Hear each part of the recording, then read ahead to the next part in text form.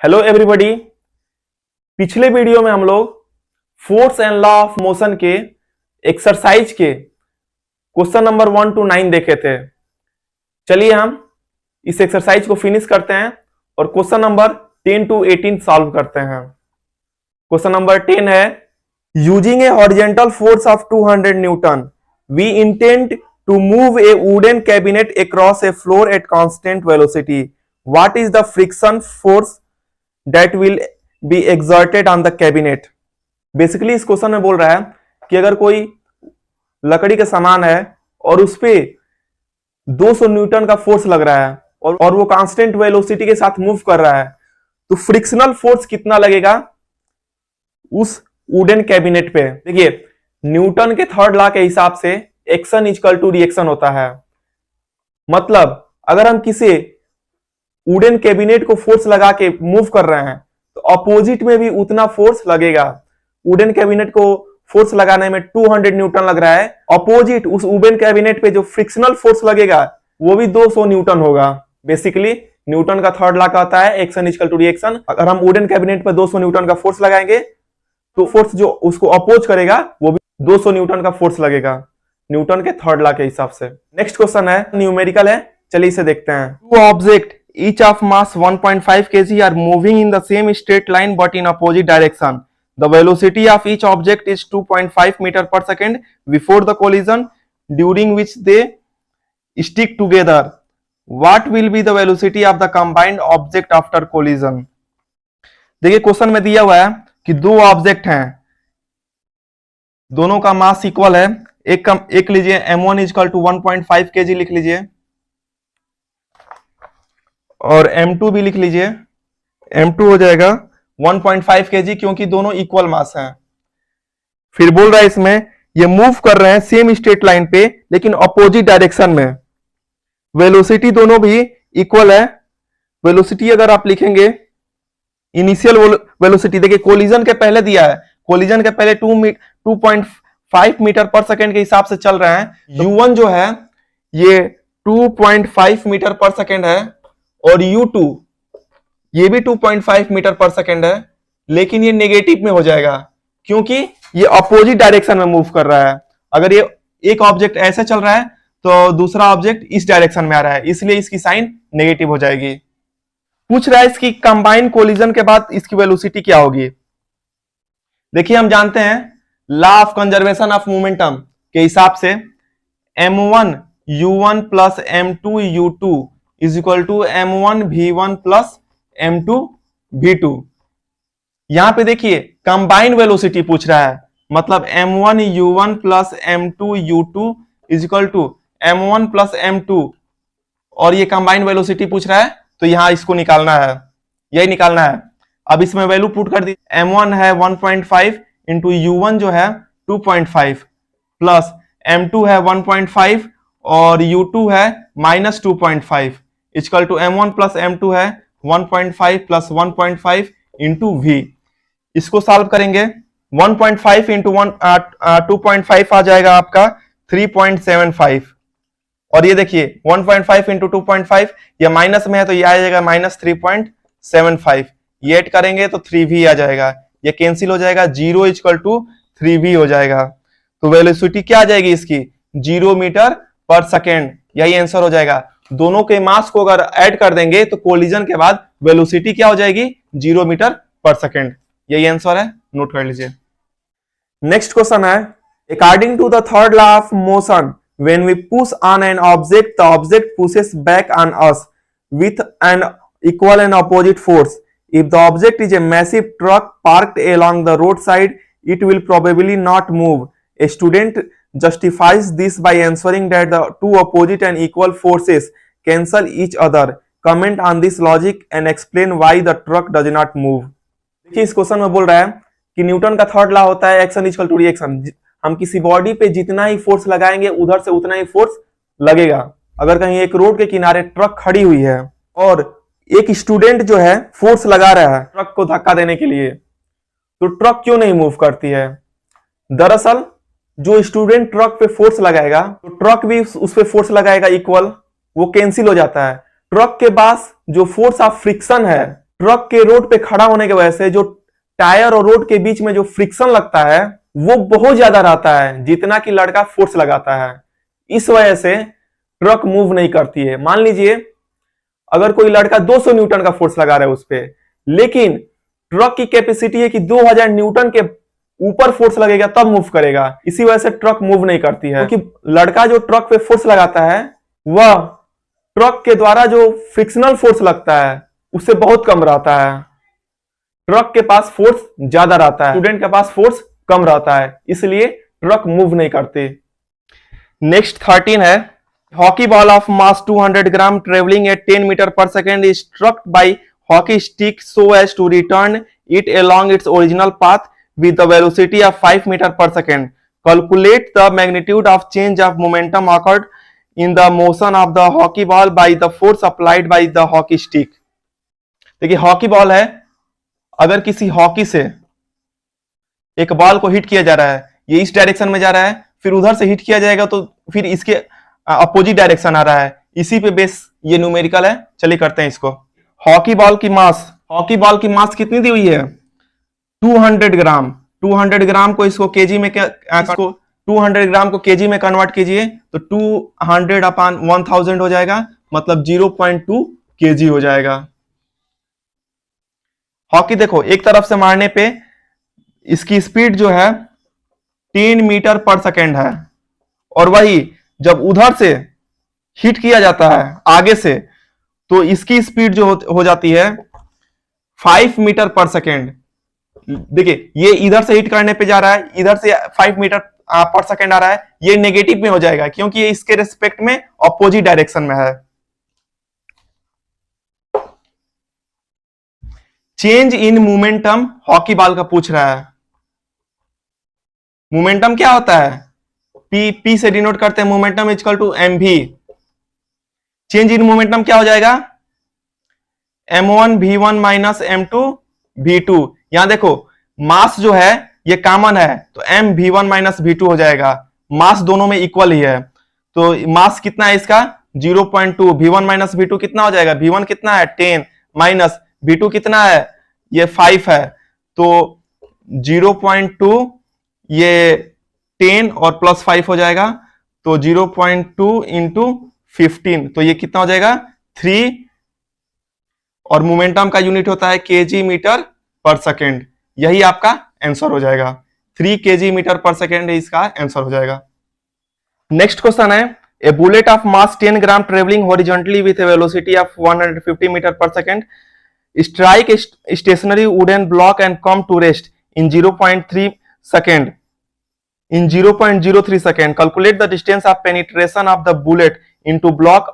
Also, calculate the magnitude of force exerted by the wooden block on the bullet. Question है कि एक bullet है, बंदूक से एक गोली निकल रही है, ये जा रही है एक वुडन ब्लॉक पे हिट कर रही है। हिट करने के बाद ये कितनी तेजी से पीछे मूव करेगी, इसी के बारे में पूछ रहा है। इसके डिस्टेंस ऑफ पेनिट्रेशन पूछ रहा है बुलेट का, और इसका फोर्स कितना एग्जर्ट करेगा वुडन ब्लॉक बुलेट पे, ये भी पूछ रहा है। चलिए निकालते हैं इसे। देखिए बुलेट ऑफ मास 10 ग्राम है, तो इसकी मास जो है 10 ग्राम, मतलब इसको केजी में कन्वर्ट करेंगे तो 0.01 केजी हो जाएगा। यू जो है इसका 150 मीटर पर सेकेंड है, और फाइनल वेलोसिटी 0 है इसका। देखिए टाइम इसमें दिया हुआ है 0.03 सेकेंड लग रहा है।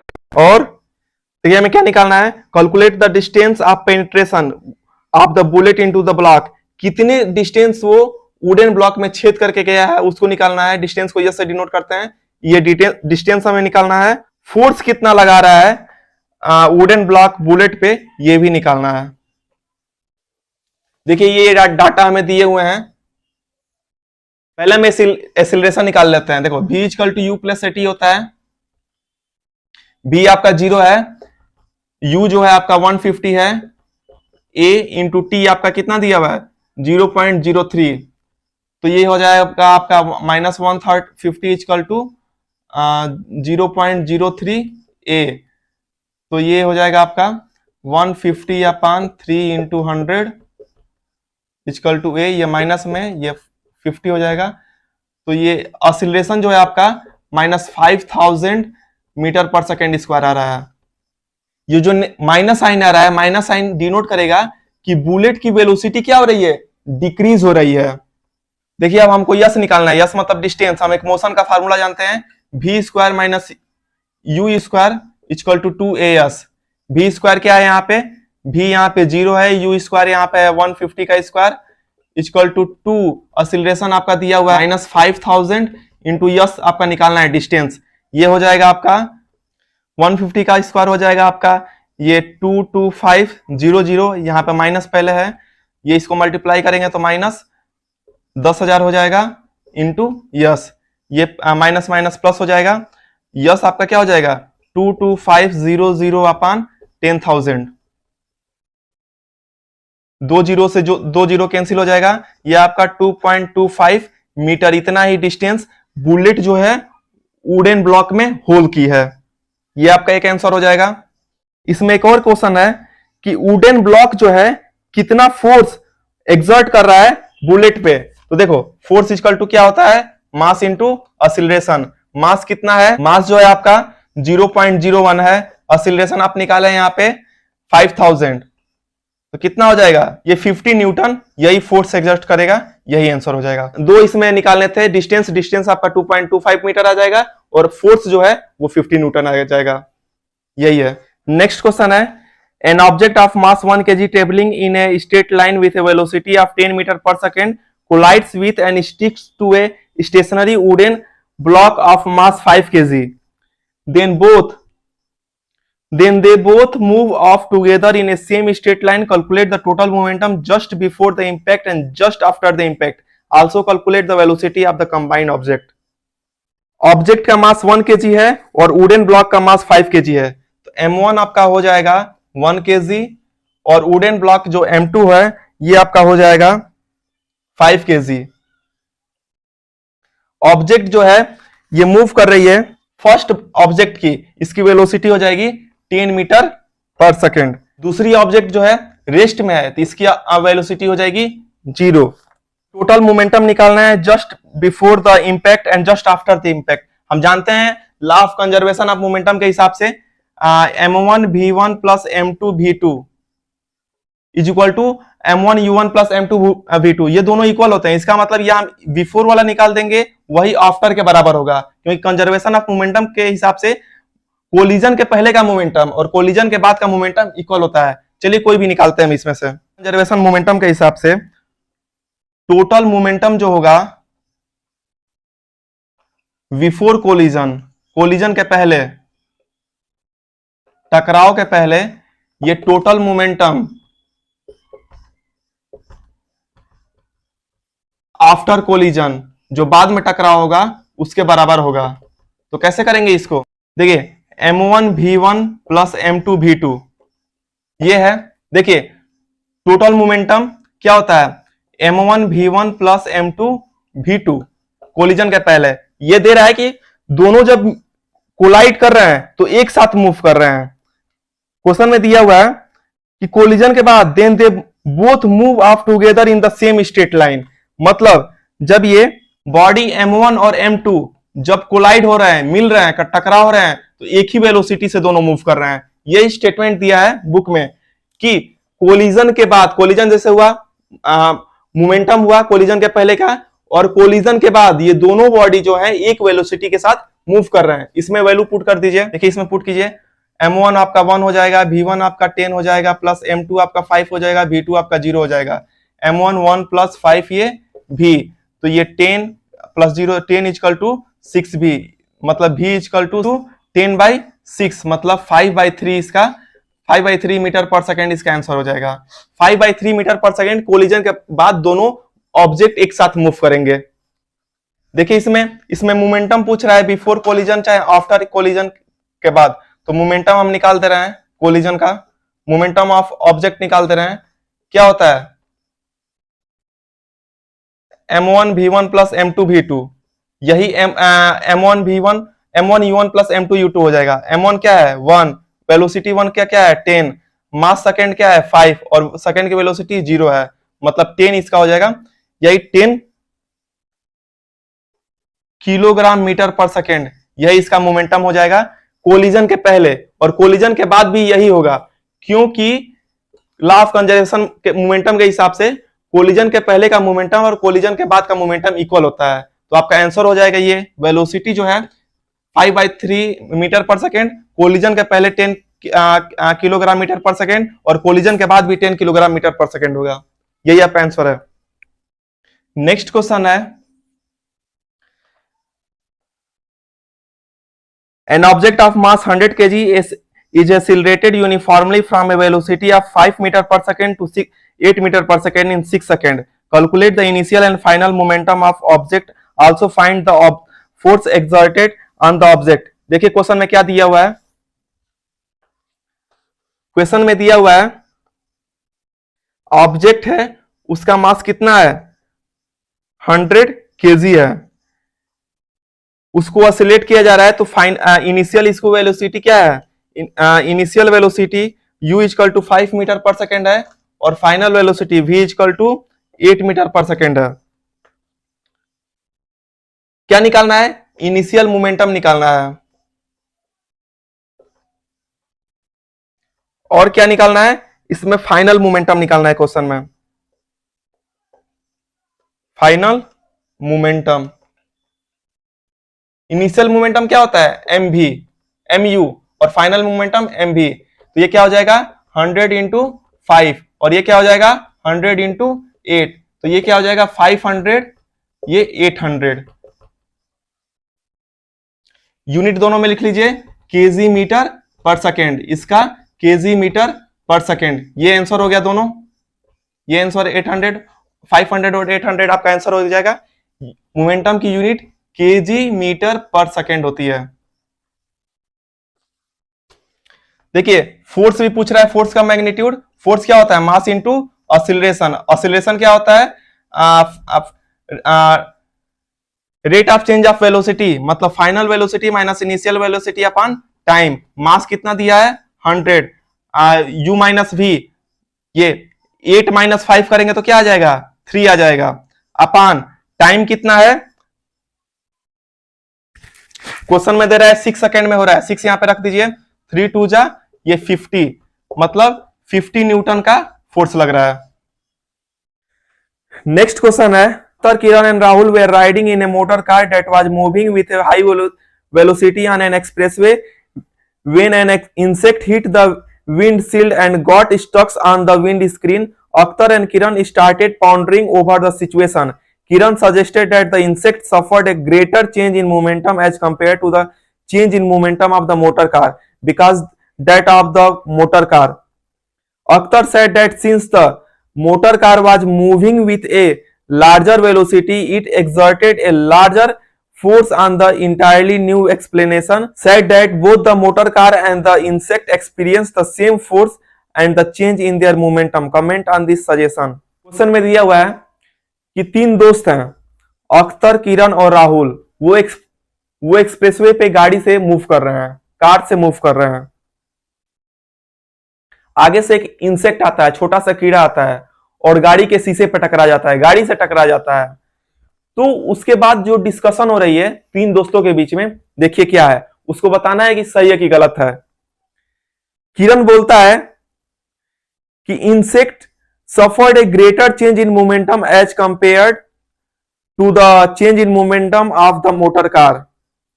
किरण बोल रहा है कि इंसेक्ट के पास जब वो कीड़ा है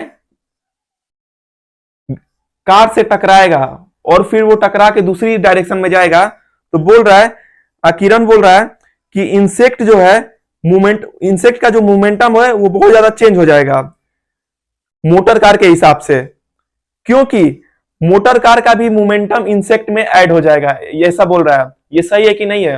ये दरअसल गलत है, क्योंकि किरण बोल रहा है कि इंसेक्ट का मोमेंटम ज्यादा हो जाएगा, ऐसा नहीं हो सकता है। Law of conservation of momentum बताता है momentum before collision is equal to momentum after collision. ये लॉ ऑफ कंजर्वेशन बताता है कि टकराव के पहले का मोमेंटम और टकराव के बाद का मोमेंटम क्या होता है, इक्वल रहता है। इसलिए इंसेक्ट का मोमेंटम इंक्रीज नहीं होगा, इसलिए किरण का स्टेटमेंट गलत है। आगे देखिए, अख्तर बोलता है कि मोटर कार हाई वेलोसिटी से मूव कर रही है, इसलिए ये लार्जर फोर्स लगाएगा इंसेक्ट पर। इसके वजह से जो इंसेक्ट है, जो कीड़ा है, वो मर जाएगा। ये भी गलत है, क्योंकि न्यूटन का थर्ड लॉ बोलता है कि एक्शन इक्वल टू रिएक्शन। इसमें बोल रहा है कि मोटर कार लार्जर वेलोसिटी लगाएगा, ऐसा नहीं हो सकता है। न्यूटन के थर्ड लॉ के हिसाब से जितना फोर्स मोटर एक्सर्ट करेगा उतना ही फोर्स इंसेक्ट एक्सर्ट करेगा।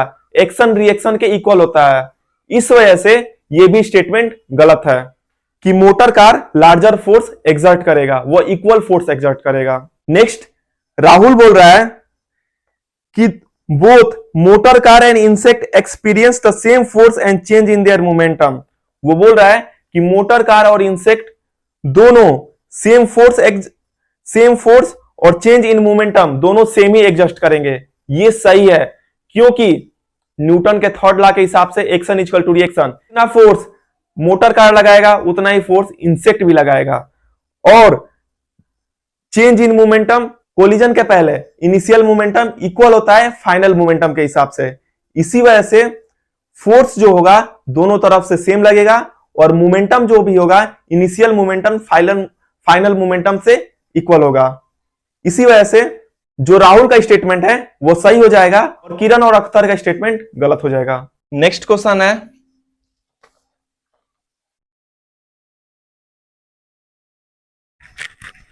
How much momentum will a dumbbell of mass 10 kg transfer to the floor if it fall from a height of 80 centimetre, take its downward acceleration to be 10 metre per second square. देखिए क्या दिया है इसमें। Question बोल रहा है कि एक डंबल है 10 kg मास का, इसको जब ऊपर से गिराया जा रहा है तो ये डिस्टेंस जो ट्रेवल कर रहा है वो है 80 सेंटीमीटर। 80 सेंटीमीटर ये डिस्टेंस ट्रेवल कर रहा है, और इसमें एक्सीलरेशन कितना लग रहा है 10 मीटर पर सेकेंड स्क्वायर। इसका मोमेंटम पूछ रहा है। बेसिकली इस क्वेश्चन में क्या क्या दिया हुआ है, मास दिया हुआ है 10 kg, डिस्टेंस कितना ट्रेवल कर रहा है 80 सेंटीमीटर, ये ऊपर से डंबल गिराने पे नीचे कितना डिस्टेंस ट्रेवल कर रहा है 80 सेंटीमीटर। 80 सेंटीमीटर। इनिशियल वेलोसिटी जब ऊपर है रेस्ट पोजीशन में तो यहां पे 0 हो जाएगा इनिशियल वेलोसिटी। एक्सीलरेशन दिया हुआ है यहां पे 10 metre per second square. Momentum पूछ रहा है, मोमेंटम कैसे निकलता है एम भी। हमें फाइनल वेलोसिटी पहले निकालना पड़ेगा। कैसे निकलता है फाइनल वेलोसिटी, हम मोशन के इक्वेशन को जानते हैं, V square equal to U square plus 2as। V square कितना है, वी स्क्वायर हमको निकालना है, इनिशियल वेलोसिटी 0 है, 2 एक्सीलरेशन आपका दिया हुआ है 10, और डिस्टेंस कितना है 80 सेंटीमीटर। इसको मीटर में चेंज करेंगे तो यहां पे डेसिमल आ जाएगा। तो V square equal to 20 into 0.8 मतलब कितना हो जाएगा 16। तो v कितना हो जाएगा, v इक्वल टू √16 4 आ जाएगा, 4 मीटर पर सेकेंड। अब यहाँ पे मोमेंटम हमको निकालना है, तो मास कितना दिया हुआ आपका 10, वेलोसिटी यहां से पुट कर दीजिए, ये कितना हो जाएगा 10 इंटू 4 मतलब 40 kg मीटर पर सेकेंड, यही इसकी मोमेंटम हो जाएगी। ये था इस चैप्टर के एक्सरसाइज के क्वेश्चन नंबर 10 to 18 के सॉल्यूशन। पिछले वीडियो में हम लोग इस चैप्टर के इंटेक्स के क्वेश्चन और इस एक्सरसाइज के क्वेश्चन नंबर 1 to 9 सॉल्व कर चुके हैं। नेक्स्ट वीडियो में हम लोग इस चैप्टर के एडिशनल एक्सरसाइज के क्वेश्चन जो कि 4 है उसे सॉल्व करेंगे।